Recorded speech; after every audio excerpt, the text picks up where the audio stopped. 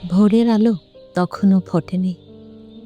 আবছা অন্ধকারে দেখলাম বারান্দার রেলিংয়ে একা বসে আছে একটা কাক, স্থির, যেন সময়ের কোনো এক থমকে যাওয়া মুহূর্তে আটকে পড়েছে। সারা রাত জাগা চোখে দৃশ্যটা অবিশ্বাস্য লাগল। এই শহরে প্রাণ ও প্রকৃতি দুটোই এখন দুর্লভ, নাকি আমাদের দেখার সময়ই নেই। আজকাল ভাবি, এই যে আমাদের হাড় ভাঙা খাটুনি, এই যে অবিরাম ছুটে চলা, সবই কি তবে পালানোর চেষ্টা? ব্যস্ততা কি কেবলই এক মরীচিকা, যার আড়ালে আমরা ঢাকতে চাই সে অমোঘ সত্য? অমোঘ সত্য বলতে মৃত্যু।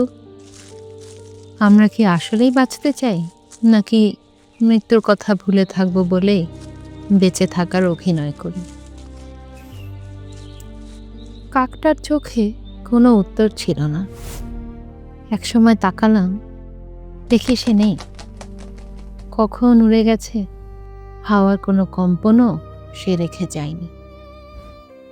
জীবনটা হয়তো এমনই, আমরা অর্থ খুঁজি, আড়ালে থাকি, আড়ালে থেকে অর্থ খুঁজি, আর মৃত্যু, সে আসে নিঃশব্দে, কোনো পদচিহ্ন না রেখে মিলিয়ে যায় না ফেরার দেশে।